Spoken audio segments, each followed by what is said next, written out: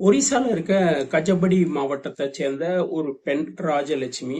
அவங்களும் அவங்களுடைய கணவரும் 14 வருடங்களுக்கு முன்பு ரோட்டுல வந்து அனாதையா ஒரு 3 நாள் பிறந்த குழந்தை, அந்த சிசுவை எடுக்கிறாங்க. ஸோ பிறந்த குழந்தையை எடுத்து வந்து என்னன்னா தங்களுக்கு குழந்தை இல்லாதனால வந்து வளர்க்குறாங்க.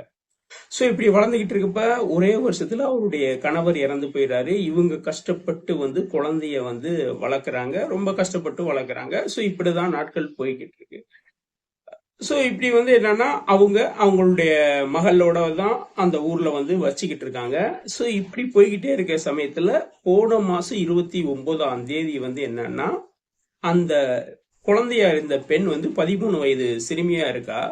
அவ வந்து ஹாஸ்பிட்டல்ல கூட ஒரு 2-3 பேரோட அம்மாவை கூட்டிட்டு போயிட்டு வந்து அவசர அவசரமா வந்து ஹாஸ்பிட்டல்ல போய் சேர்க்கிறா. ஸோ சொல்றப்ப என்ன சொல்றாங்கன்னா, மூச்சு திணறி வந்து மயக்கம் அடைஞ்சிருக்காங்க அப்படின்றா. இவங்களுக்கு ஏற்கனவே வந்து ஆஸ்துமா இருக்கு, இருதய பிரச்சனை இருக்கு அப்படின்ற மாதிரி சொல்லியிருக்கா. ஸோ டாக்டர் பார்த்துட்டு வந்து இவங்க இறந்துட்டாங்க அப்படின்னு வந்து சொல்றாங்க. ஸோ அதுக்கடுத்து உறவினர்கள் மற்ற எல்லாருமே வந்து வந்து கேட்குறப்ப என்னன்னா, இருதய பிரச்சனை இருந்துச்சு, இவங்களுக்கு திடீர்னு வந்து உடல் வலி ஏற்பட்டு வந்து மூச்சு திணறல் ஏற்பட்டு வந்து இறந்து போயிட்டாங்க அப்படின்னு எல்லாத்திலையும் சொல்றா. ஸோ எல்லாரும் நம்பிட்டாங்க. ஸோ பாத்தீங்கன்னா இந்த ராஜலட்சுமியோட சகோதரர் வீட்டுக்கு இந்த சிறுமியை வந்து கூட்டிட்டு போறாங்க. 2 வாரம் ஆயிடுச்சு. ஸோ உடல் அடக்கம் பண்ணி 2 வாரம் ஆயிடுச்சு. ஸோ இப்படிதான் இருக்கு. இந்த பெண் வந்து என்னன்னா அடிக்கடி வந்து போன்ல பேசிக்கிட்டே இருக்கா. ராஜலட்சுமியோட சகோதரர் வந்து பாக்குறாரு, அது ஒரு பெருசா கண்டுக்கல. சோ யதார்த்தமா ஒரு டைம் வந்து அந்த சிறுமியுடைய செல்போனை வந்து நோன்றாரு. அப்ப வந்து என்னன்னா சில கான்வர்சேஷன், அதாவது சில மெசேஜ்கள் வந்து மற்றவர்களோட பேசக்கூடிய மெசேஜ்கள் எல்லாமே அவர் வந்து படிச்சு பாக்குறப்போ வந்து தன்னுடைய சகோதரி வந்து கொலை செய்யப்பட்டு தான் இறந்து போயிருக்கா அப்படின்ற விஷயத்த வந்து அவர் தெரிஞ்சுக்கிறாரு. தெரிஞ்ச பின்பு இமிடியட்டா போலீஸ் ஸ்டேஷன்ல வந்து கம்ப்ளைண்ட் கொடுக்குறாரு. ஸோ கம்ப்ளைண்ட் கொடுத்த பின்னாடி வந்து அடுத்து வந்து விசாரணை வந்து வேகமா நடைபெறுது. அப்ப அதுல என்ன தெரியுதுன்னா, ராஜலட்சுமி தன்னுடைய மகள் வந்து என்னன்னா ஒரே சமயத்துல 2 பேரை காதலிக்கிறா. ஒரு பூசாரி ஒருத்தன், சோ அந்த ஊரை சேர்ந்து இன்னொரு 2 பேரையும் காதலிக்கிறா. இவங்க அம்மாவுக்கு இந்த விஷயம் தெரிஞ்சு வந்து இது 13 வயசு பொண்ணு செய்யற செயலான்னு சொல்லி கண்டிக்கிறாங்க.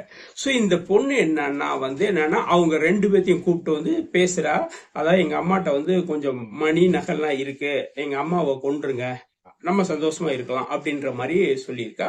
சோ அதுக்காக வந்து திட்டம் போட்டு பிளான் பண்ணி என்னன்னா அவங்க அம்மாவுக்கு வந்து என்னன்னா ஒரு நாள் வந்து மயக்க மருந்து கொடுத்து வந்து சோ செஞ்சிருக்காங்க. சோ மயக்கமடைஞ்சு செஞ்ச பின்னாடி வந்து அவங்கள வந்து சிக்னல் கொடுத்து வரவழைச்சு அவங்க 2 பேரும் வந்து என்னன்னா தலவாணியால அந்த ராஜலட்சுமி அமைக்கிருக்காங்க.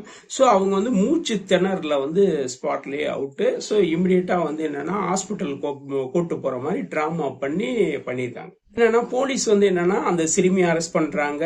இவங்க கூட இருந்த 2 காதலர்கள், ஒருத்தன் வந்து பாத்தீங்கன்னா பூசாரி 21 வயசு, இன்னொரு 20 வயசு. போலீஸ் வந்து இந்த 3 பேர்த்தையும் வந்து ஜெயில தள்ளி இருக்கு. இதுல என்னன்னா சாலையோரத்தில் வீசப்பட்ட ஒரு சிசு, 3 நாள் சிசுவை எடுத்து இவங்க வந்து கிட்டத்தட்ட ஒரு 14 வருஷம் கஷ்டப்பட்டு வளர்த்திருக்காங்க.